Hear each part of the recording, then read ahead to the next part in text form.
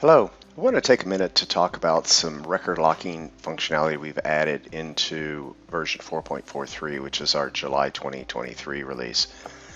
Specifically, we've had a few clients that have needed to be able to have a record like a formula or a batch or a component open for a long period of time, or maybe two people entering data at the same time. And it was causing some problems as it relates to data integrity and whose data got saved and whose didn't, that type of an idea.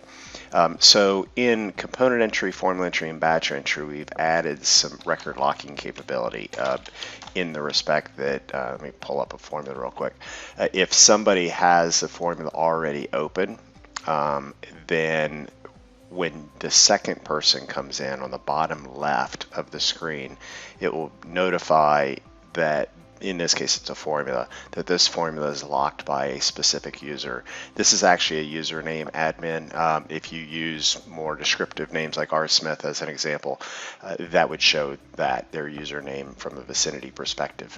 And what will happen is that, and you can work with this formula, like you can do lab calculations and print and do all those kind of things, but you can't save this record until this record is unlocked, and that can be unlocked by the previous user closing out that record, not necessarily that screen, getting off of that record. That's going to keep us from, it'll make sure you know who is making the changes at any given time. This is true not just to formula entry, but component entry as well as batch entry. We hope this helps. It came from feedback from clients that requested this, and there are some configuration settings you could opt for, how often it checks the formula to see if it's locked, that type of thing.